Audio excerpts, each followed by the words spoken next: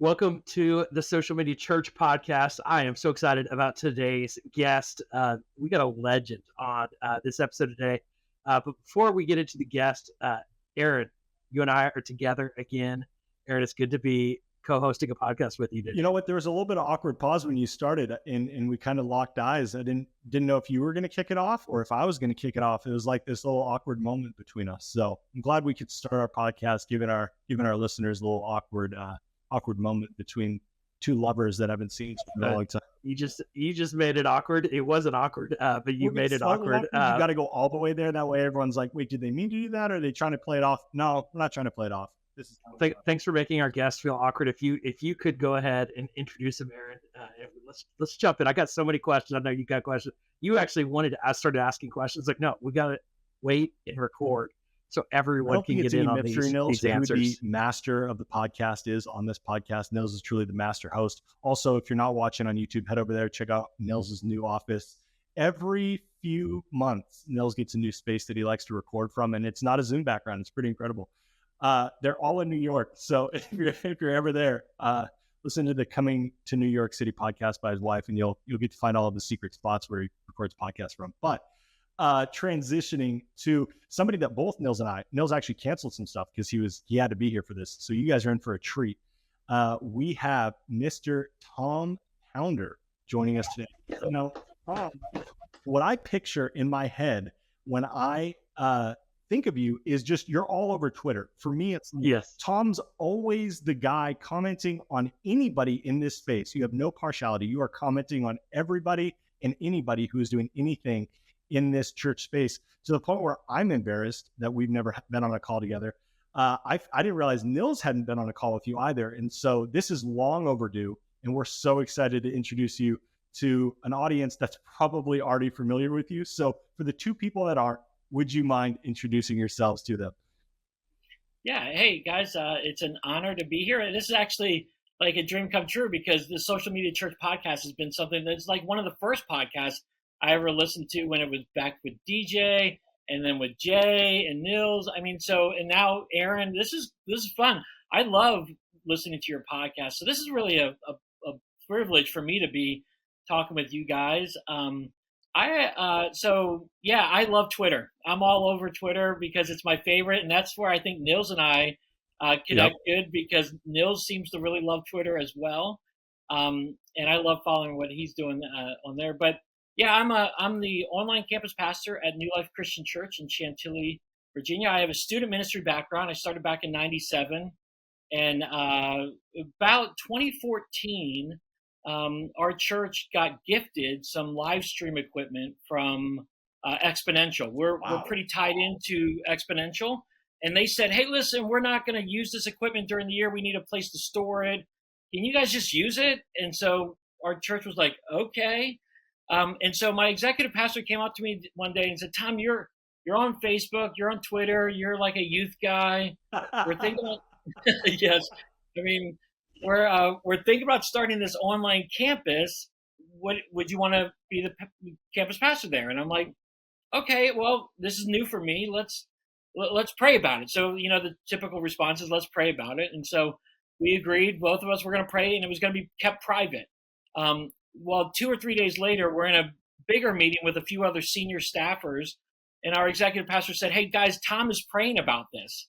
And I'm like, "Okay, well, the cat's out of the bag a little bit, but no big deal." And then at our next staff meeting, just a few days later, our executive pastor said, "Tom's going to be our online campus pastor." And that's how I started. So that was the end of the prayer time. Yes, God answered the prayer right there. I mean, so that's awesome. Yeah, but that's how I got my start. I love blogging, I love podcasting and Twitter and all that kind of stuff. But I knew nothing about what it meant to be an online campus pastor at first. So I started having to hit up people like Jay and Jason Morris. Nils, you don't remember this, but like I actually met you from afar at remember the iMinistry conference? Yeah. In Dallas, like at Lake Point. Yeah. I attended one of those, and you were there, That's and I was awesome. like, "Oh my gosh, there's Nils!" And so it was just kind of fun. But I've been learning my way ever since then. So that's how I got started. I love it. I think, one of the things that's interesting, Tom, is this space. There's, it's funny. I during the pandemic, so many churches got excited about online campuses, and churches come to me like, "Hey, we're looking to hire somebody with like five five years experience in online ministry," and I'm like, "There's like five of those people in the world." Like this is you are definitely one of those OGs, and I think you also are not many of us stayed in that seat for long enough, and it's one of those things that I feel still obviously very involved in the online ministry world, but I love having conversations with you that have done it for so long, because the reality of doing it a long time is that you have to change so much. Is when you started isn't what it is. And Jay and I got together. I was in Southern California about a month ago, and we were catching up, and he was just talking about all the changes. He's been in it now over a decade, and it's just his. Yeah, it's been a ride. It's been a ride thinking back to those iMinistry days, and what that looked like as all of us were kind of just figuring this out together. Man, it's good memories, Tom. I gotta say too, man, as I'm meeting you face to face here, and I'm like, Aaron, I've seen your Twitter profile image. I feel like I interact with you every day via Twitter. You look just like your Twitter profile image too, where sometimes you meet people are like, oh, that photo was photoshopped on there. Tom represents himself accurately. Just a good looking man, to be clear. Thanks. I got a little bit more gray hair than I want to have right now. What I would do to have hair, Tom, is the reality to this conversation. On most of these podcasts, and Nils doesn't start crying. It's just tears will be shed. Tom, I would love to know, as you've been, on this journey, so since 2014, we're talking, you're coming up on your 10 years in online ministry. What's been, let's start with the highlight. As you look at the highlight from the last 8-9 years of doing online ministry, what is one or two things that stand out to you? I love the simple fact that we are able to connect with people in real time with anybody in the world. I mean, it fascinates me. Again, our online attendance is not this massive. We reach 500,000 people every week. We reach a few hundred people every week. Yeah. But there are people in England who are watching us. There are people in Italy watching us. When our staff, we have people that work for the State Department and other things because we're close to Washington, D.C. When they travel for work, they are able to watch us and connect with us. And we're able to be a shining light to people all over the world, all because of technology. This wasn't possible 20 years ago. But now it's completely possible. And I think we're able to take the gospel to the ends of the earth because of digital. And you think about like mission trips. When you're going on a mission trip, you're paying thousands of dollars to go across the world. Well, I just need a smartphone, to be able to share about Christ. So I love it. Yeah, that's one of the things I really enjoy. And I just love the adapting to new technology. My very first online group was a Google group. It was like the Google forum group, and how we've changed from time, and technology is changing so rapidly that we're able to do things. Again, video conferencing, we do video online life groups. Those are now possible where they weren't possible 9-10 years ago when I first started out. And that's been really kind of neat to see the technology and how we can use the technology for the gospel. That's awesome. And would you say, Tom, that while you've sat in the chair, is video conferencing probably the most leveraged tool in your ministry, or that you've seen maybe progress the most that's impacted your ministry? Or is it YouTube? Is it live streaming? What would you say technology-wise has most progressed to affect your ministry? Yeah, I would say it's definitely been the video conferencing, and that's been able to be really helpful, and we've been able to really do a lot with that. Yeah, I will say a close second has been YouTube. Ever since the pandemic, we went all in on YouTube, and we've seen tremendous opportunity where we've been able to encourage people. They may not be coming to our church, but we know that they're being encouraged in their faith, and we're good with that. And so I I love YouTube a lot right now. That's awesome. That's Yeah. awesome. I see that. I mean, that's pretty consistent. And I love that you're leading in there. I love that you're seeing fruits there. What with, even your present strategy, can you maybe speak to what's happening right now? I saw in one of your emails recently a metaverse mission trip. Oh, yeah. Like there's always these new things where I'm like, wow, that's cool. Yeah. And innovative. But I'm curious, like what else are you seeing currently in your online ministry and doing that maybe you weren't doing before, and you're seeing a lot of fruits from? Yeah, I think again the pandemic changed everything, and more people became more well aware of it. I think one of the things that really has been cool is online ministry provides a different type of service opportunity that was not there before we started. We have camera people now, and so young kids can be camera people. We actually have a seventh grader who is a camera person, and he is serving our church once every 3 weeks doing a camera person. We have audio people and video people that wasn't available a few years ago. And so again, not everyone's gifted to be the hospitality person or the diaper changing person, but they have different skill sets. And this provides a unique opportunity for us to be able to do that. And then with YouTube, we said, listen, we wanted to be encouraging people in their faith. And so we kind of did a combination of, we use Text in Church as our text platform, and we use YouTube.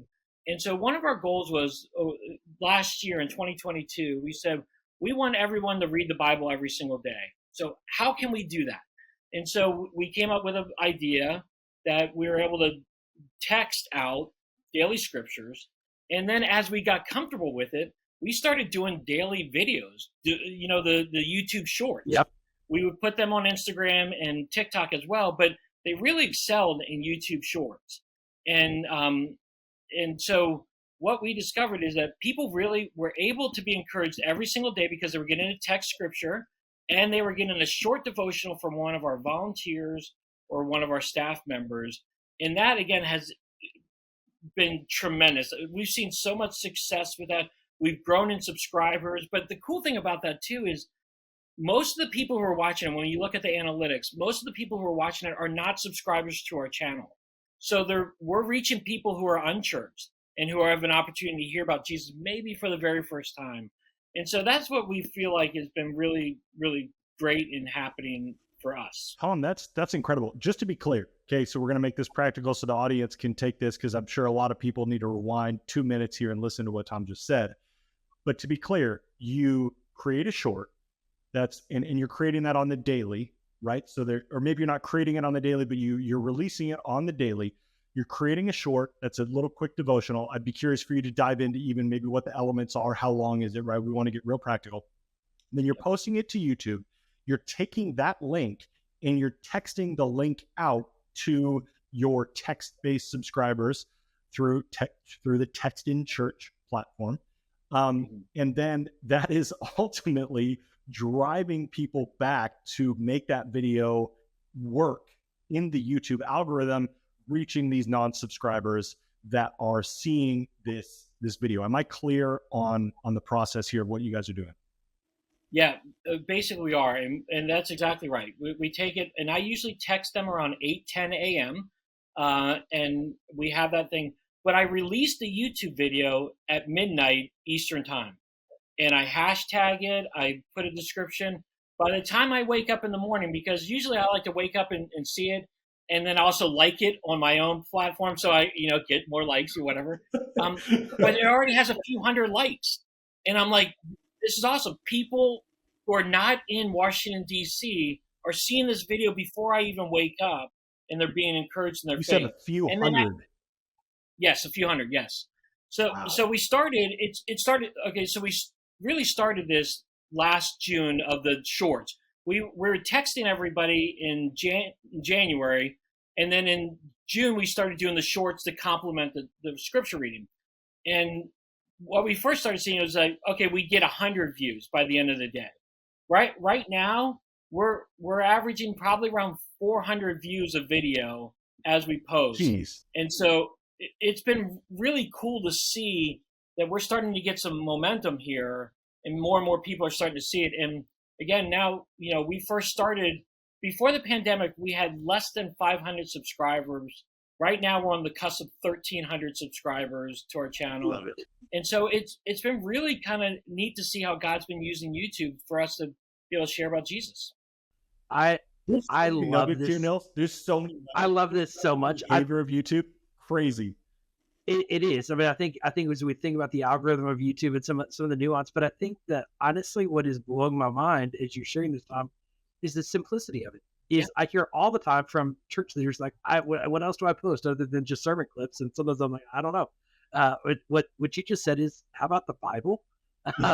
And we just started posting the Bible, and I think too, like, that's I heard many years back, and I'm guessing it's no longer the case, but there was a time where on Twitter did kind of a what's most engaging on Twitter, what has gotten the most views on Twitter historically. Well, it's Bible verses. Bible verses, like, 8 years into Twitter was the most engaged thing, and Twitter just didn't know what to do with that. And it was kind of this dumb moment of like, the Bible is the word of God. Of course it did well. And it is so retweetable. It fits into algorithms so well. And I think this is such an aha from churches, is like, I think sometimes that we've only seen the word of God as typed out, written out, instead of videoed out. And man, what a ingenious idea that isn't that complicated, but is very powerful. That's why I want to hear. Seeing a lot of fruits. Like, I want to hear what is the video, how long is it, and what's happening in the video. Just spell out the play so we can do this. Well, for YouTube, for shorts, it has to be under 60 seconds. Yeah. The moment it goes over 60 seconds, the moment it becomes that longer form video, and you don't get as many views. We do devotionals, longer form devotionals, and we get probably like 60, 70, 80, 100 views on that. But these shorts are the ones that are really going big. And because, YouTube wants to do that, and so they're going to push it out a little bit more. But there's 60 seconds. And so what we do is we take the scripture for that day, and I don't give them a framework, really. I tell them, here's the topic, but you say what you want to say. Share what you're learning as a believer and challenge them. And so that's what we do. And again, it is hard to do 60 seconds, but you get in a rhythm and like you pound them out. I mean, I'm a youth ministry guy, so I can pound out some things pretty quickly, but it does take some time. And the cool thing I think the pandemic also did for us is that it introduced us to TikTok more so, in the sense that people were just hanging out on their chairs doing videos and like, hey guys, this is me. I'm like, you don't need to be professional, kind of like Neil said. You don't have to have the best lighting and the whatnot. You want to have good lighting, of course. You want to be able to see yourself. But people just want authenticity. They want to be real, and they want to see what you're learning in the Bible, and you share it with other people. Wow. Well, I think we can get the hashtag pounded out going. You just pound out. So on that topic though, that's so good. Are you using a cell phone, like, or are you actually in a studio and they're recording, like they're stepping in front of a camera and just doing a quick 60-second video? No, I have behind me over here is my little corner of my home office, and I tend to use that. But I'll be at my church and do a quick little video. Some people will do them outside, and you'll hear birds chirping or something like that. But no, we don't actually have a studio. My church is actually a sportsplex, which is a whole different story. But everyone does it from a different place. That's awesome. So the next needs to be, Tom, you hitting a home run. Give the devotional, and then have someone pitch you, sportsplex, and you can knock it out of the park. Yeah, right. There you go. Some creativity opportunities there. Some dude perfect Bible verses. Anyways, some trick shot Bible verses that does have a viral opportunity to it, for sure. Tom, one of the things that I'm curious about, and it would be a massive miss if we did not ask this, because it is rarefied air, as Neil said right up at the top. Anybody that's doing anything for 10 years, there's some learnings. 10 plus years, right? Anybody that's been doing online pastor, online church for 10 years, extremely rarefied air, not just because of the technological changes, but leadership buy-in, leadership turnover, continued investment from the church, no pushback. Tom, kudos to you, not getting burned out, especially through the pandemic. Tom, I'm just curious, what love would you send to your church and the leadership of your church for why this has just continued to be invested in for 10 plus years? I really do think it's the leadership of the church. I mean, because again, my senior pastor is not the most tech savvy person or whatnot, but he is the one who really wants to get the word out to people. And he really believes that digital is a frontier for us to reach people every single day. So without his blessing, this really wouldn't have been happening. And you guys have seen this. It was great at the very beginning of the pandemic. Everybody was all in. But now that we're back to normal of some sort, we've seen people go back to digital's not that important anymore. And it's a huge miss. It breaks my heart because digital is part of the future. It's not the only way, but it's a huge part of our future in the church for us to be relevant in the decades to come, So I gotta say, it's my church leadership has been all in on this and all in for us to experiment and try new things. So I wish I could get new cameras though.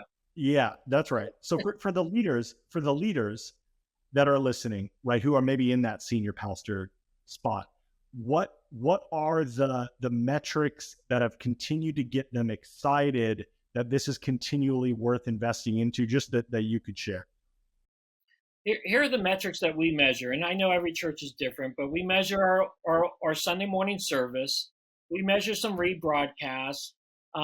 But what we're looking at more importantly is we are measuring how many people are in online life groups. And we know it's not going to be a huge number for our church because we want people in personal groups too. But how many people are in online life groups? How many people are serving?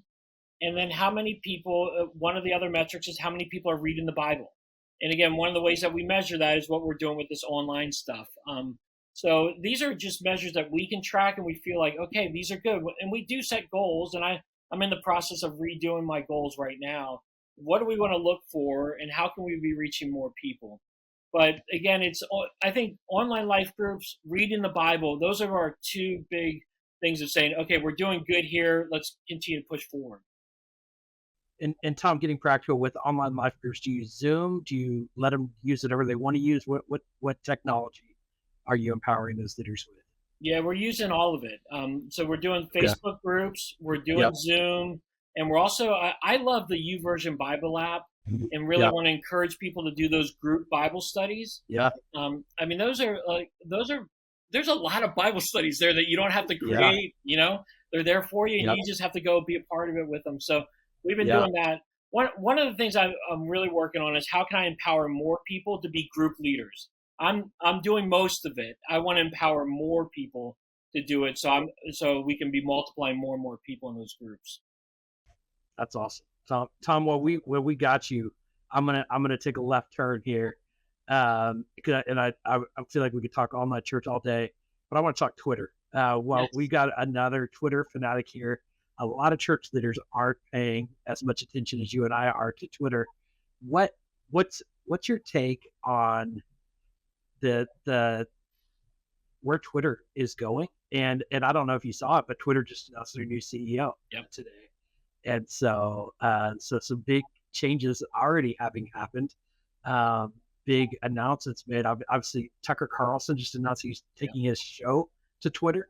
Now they got a new CEO, female CEO. It seemed to be a good move to me. But what's your take on all these things happening to Twitter? Is Twitter have a bright future? Is it an unknown future? What's your take? Okay, I think with all things, it's kind of an unknown future. But here's the deal. Facebook and Instagram, I go on Facebook and Instagram, all I see is recommended posts and suggested posts. I don't see what my friends are doing. On Twitter, I get to connect with people. I see what people are doing. It's not filled with ads. It's filled with people sharing and having conversations. And so I think everyone likes to poo-poo on Twitter. It's the easy one. It's the easy win for people. Poo-poo. Here's what I think. as a digital missionary, it's a mission field that cannot be touched. There's so much organic reach possibility with for ministry that I think it is the go-to. I can't reach people on Instagram and Facebook like I can on Twitter. So I think we've turned the corner a little bit. We've gone through the bumpy part with the thing. Everyone's left who wants to leave, but they're all going to come back because that's where people are talking. Yes. I like to share this story. Years ago, I was on Twitter and I just had this random thought. I'm like, remember when Richard Marx had really awesome hair? And I tagged Richard Marx and I screenshot his like big hair from the 80s. And he replied and said, "Still do, bro. Still do." And I'm like, I couldn't do that on Facebook. Awesome. I couldn't do That's it. awesome. I have access to Richard Marx every single day if I want to, so I think the possibilities are huge for Twitter. That's such a good story. And you alluded to it right here. We do have 3 guys on the call that Twitter is our favorite social media network. Yes. If DK were here, he would lean into that as well. I've always said it is the purest form of social media. It was what social media was meant to be. If you don't follow and you're not interacting, you are voiceless and nameless and ignored. If you mean something, you can say something off the wall, and you get, kind of social police for that. But you're right, Tom, like or you could be a nobody that says the right thing and get elevated to the top, right? So Tom, you're 100% right that you have limitless access, and your success on Twitter is really governed by how social you are, right? And so the people that are winning on Twitter are interacting with people, and it's where your friends are. And they do have a great algorithm, because if you want to see the random stuff that they feed you, there's a place for that. If you want to see the stuff that you just want to see your friends, there's a place for that. And it's all real time. Plus, we're all 3 sports fans on here, right? So there's a little bit of an extra bias, because there's really no better place to entertainingly watch a game. The comedy on Twitter is unrivaled as well. There's so many elements to Twitter that is standalone for being the purest form of social media. So in that vein, Tom, how are you? So you have the Tom hat, then you have the Tom online pastor hat, right? How are you leveraging Twitter on like the church side of things? Just give the people some ideas. Yeah, see, now here's where I may get a little bit messy on things, is that as a church, I don't feel like I have as much reach as Tom Pounder does. And so I think more people are going to respond to me as a quote unquote digital missionary than to New Life Christian Church in my social channel. Now, we do share stuff and we do encourage with devotionals on Twitter, but I feel like my opportunity is as Tom Pounder. And so that's why I do try to be like, I have 2 audiences I'm trying to reach on Twitter. One are those who are not believers, and those who are ministers, and I want to encourage them in digital missions and all that kind of stuff. And so I try to juggle both. But again, in order to juggle both, I got to be Tom Pounder. And so Tom Pounder is all about 90s. I'm all about 90s rock, grunge, rap, whatever you want to call it, like Beverly Hills 90210. I gotta be real to me, and I think people can do that because, again, I think half my friends are not believers on Twitter, and we've had some really cool conversations about faith offline because of the interactions we're having online. So I think it's really, really awesome. I got to share an opinion about Twitter. I think you're so right. People connect to people more than they connect to an organization, and I know there's a lot of pastors that feel a tension of, I don't want to be the celebrity pastor, but I don't think when you're online, it doesn't mean you're becoming a celebrity. It just means you're being a person in these spaces. Yeah. It's like, I don't want to be a pastor when I'm at dinner or at, or I don't want to be, like you at the end of the day are just showing up where people are. But I do think there's a place, and this is where this conversation isn't relevant for everyone, of you can't be everywhere. You can't be on Twitter and Snapchat and Instagram and TikTok and whatever, the list could go on. And so you got to pick and choose, or you could be like me and just have life chaos everywhere. and I binge, and jump to different platforms, but yeah, I love Twitter. But one of the things I keep hearing about Twitter is, especially with the Tucker Carlson news recently, is, and to be clear, we are not a political anything. We're not right, but it's big news. This is one of the biggest voices in politics, and he's saying I'm moving from television to Twitter, and I think people maybe would have said, okay, YouTube, but not Twitter.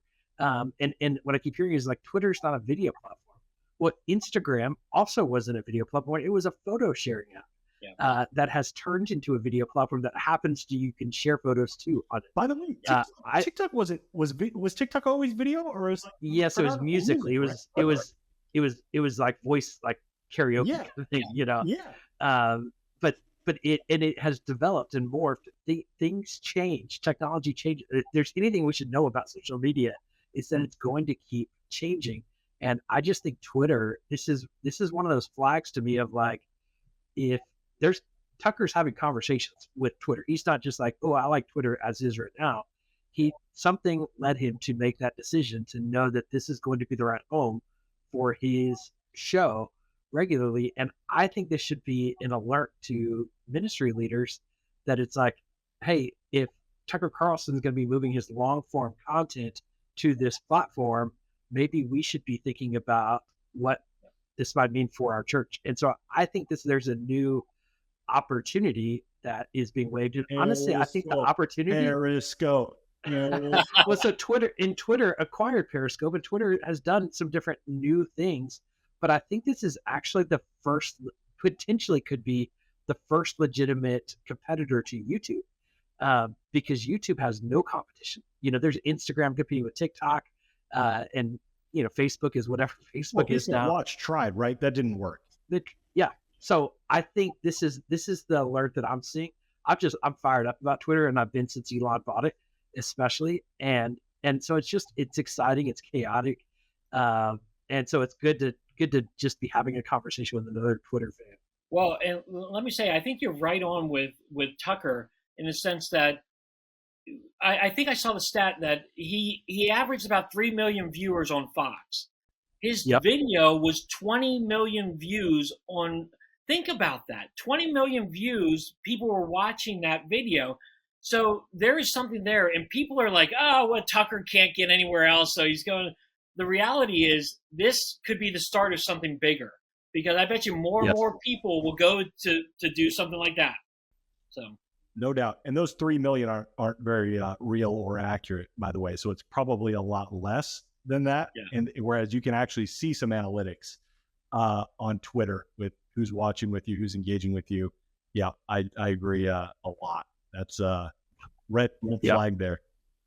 I think the other thing that I'm taking away from this conversation that's so encouraging, Tom, that you were sharing earlier, is that a lot of times people expect to get online and they want to talk about the hundreds of thousands or millions of people that they can reach or could reach or might reach.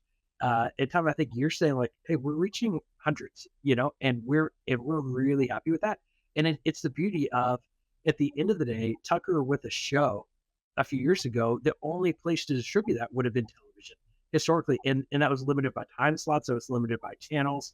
The internet removes limitations, and it actually allows for greater niche, micro, and communities and connection that we can all be broadcasters and we can engage in and connect a community.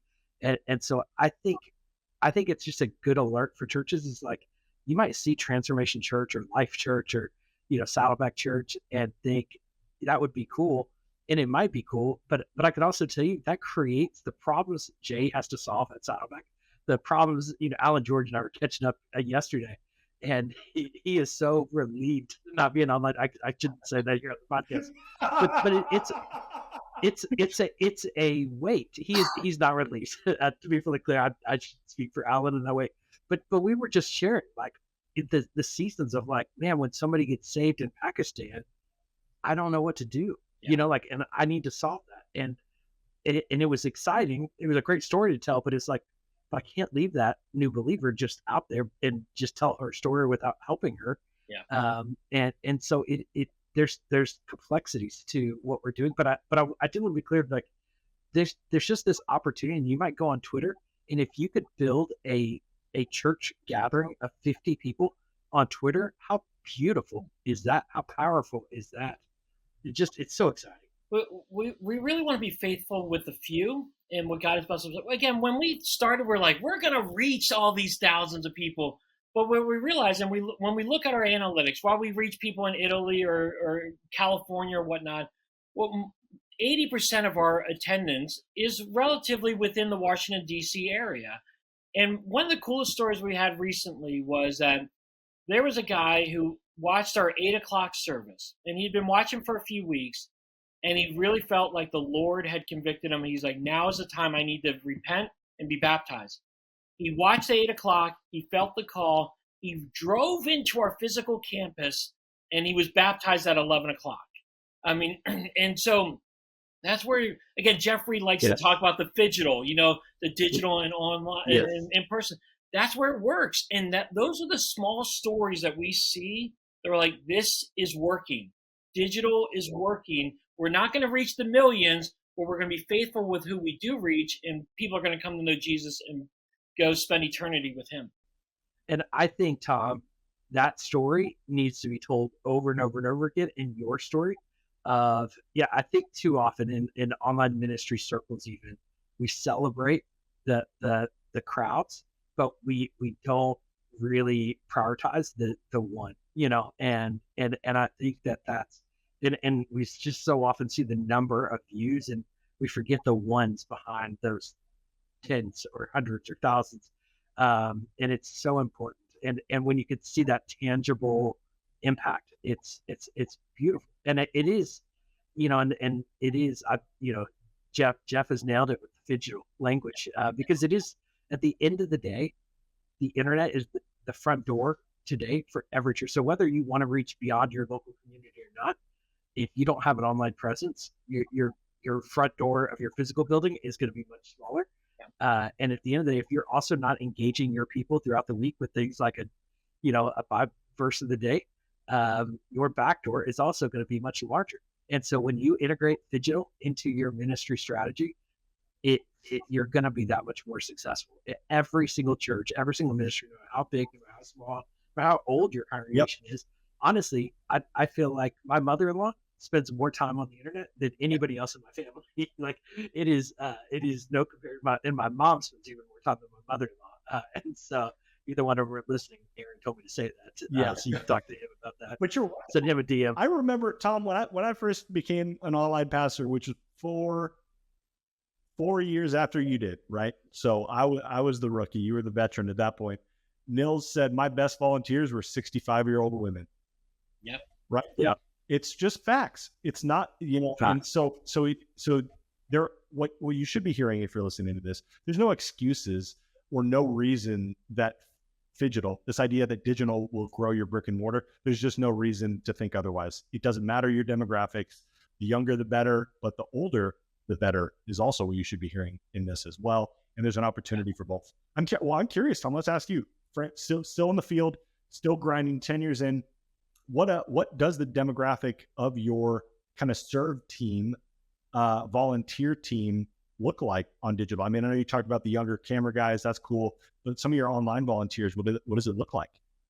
Yeah, so our chat hosts are very much different. They range in age, but I'm 48, and so our team is in the late 30s to upper 50s, and our chat hosts are in that range as well. We have some younger digital camera people and sound tech people, but in regards to chat hosts, Niels is right. We've got a wide range in that, and so yeah, it's definitely an older group that we have. It's cool. So, well, Tom, as we wrap up this conversation, and I want to give you a chance to share how people connect with you. But before that, is there any last piece of advice that you want to share with church leaders that are listening today? Yeah, I think it's just kind of like what I said earlier is one is to be faithful with the few that you have, consistently pour into them, and then just be open to seeing what God does. I mean, I think God is really doing something here. And again, like you said, Nils, older people can get it. it doesn't matter what age your congregation is. My dad's in his mid 70s and he's on Zoom Bible studies 2 times a week. So, I mean, it doesn't matter what it looks like. There's always something digital that they can do, and people adapt really well. The iPhone changed everything years ago. I mean, people can adapt now, and so I think just keep on pressing forward. Don't move back.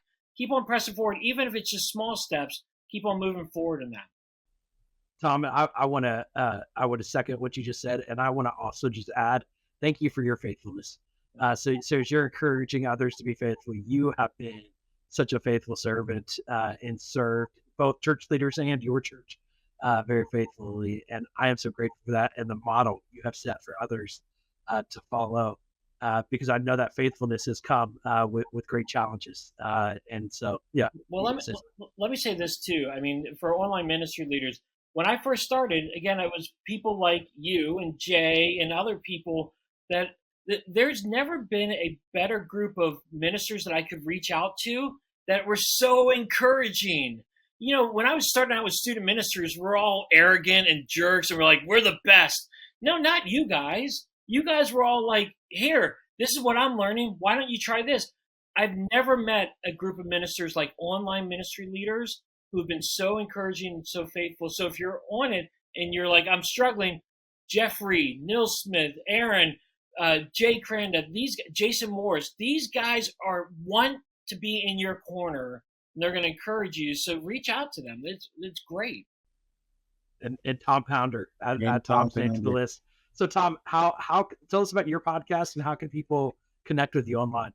Yeah, so I mean, one of the things I like to do is I like to podcast too, and I've been trying to get Nils and Aaron on it for a while, but they suckered me into theirs first, so I'll get them later. I'm gonna let people connect with you. I'm gonna take complete ownership of this. I have failed and strung Tom out for months, and it's 100% on my fault. I'm the worst person in America to schedule with, and it has nothing to do with motivation to make your podcast better. And we thank you for making ours better, Tom.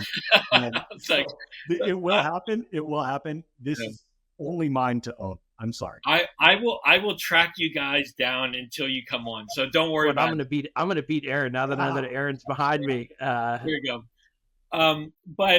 Yeah, Twitter's the best place to get a hold of me. My handle is TA Pounder. And then I do a podcast. Got to tell the people what's the A stand for. Andrew. Okay. So you heard Thomas Andrew Pounder. And my podcast is the Church Digital Psychic Podcast, and I started it when I was doing youth ministry stuff, and then I partnered up with Jeff Reed and the Church Digital, and so now it's the Church Digital Psychic Podcast, and we talk about digital stuff. My heart is really like you guys; it's to encourage people in digital ministry, and so I bring on people to share their stories. So it's been really cool. I love it. Well, Tom, thanks for leading the way. Thanks for taking the time to be with us today. We're grateful for you. If anybody, we're going to leave links to the podcast and Tom's social accounts. Make sure you connect with him online. And I promise you, if you DM him, he will respond. And so connect with Tom online and go download and subscribe to his podcast as well. You will hear Aaron and I soon on that podcast as well. So we look forward to that day. And just thank you everyone for listening. And we will talk to you again on the next episode.